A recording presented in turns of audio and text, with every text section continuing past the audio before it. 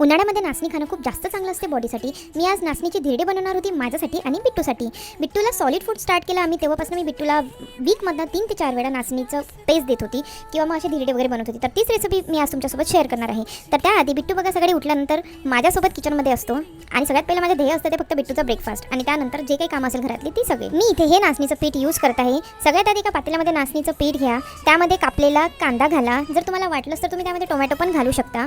त्यामध्ये छानपैकी तीळ घाला, ओवा घाला, परत हळद, मीठ आणि जे तुम्हाला वाटतं त्या गोष्टी. आता मी तिखट तर यामध्ये घालू नाही शकत कारण बिट्टूला पण ते खायचं असतं, त्यामुळे मग दोघांसाठी पण मी वेगवेगळे बॅटर बनवून घेत असते. छान कोथिंबीर पण तुम्ही त्यामध्ये घालू शकता. आणि मेन म्हणजे गरम पाणी टाका, त्यात मस्त मिक्स करून 5 ते 6 मिनिट होऊ द्या. गरम पाणी यासाठी टाकावं लागतं कारण नाचणीचं जे पीठ असतं ते थंड पाण्याने पीठ सुटतं. आता बिट्टूला पण माझी मदत करायला इकडे यायचं असतं, तो काही माझ्याशिवाय राहायला, तर मग त्याला पण मला घेऊन थोडंसं एंटरटेन करत करत ही सगळी कामं करावी लागतात. आणि रोज रात्री झोपताना डोक्यामध्ये एकच विचार असतो की बिट्टूला उद्या मी ब्रेकफास्टमध्ये काय बनवेल, त्याचा मी आधीच रात्री डिसाईड करून ठेवलेलं असतं.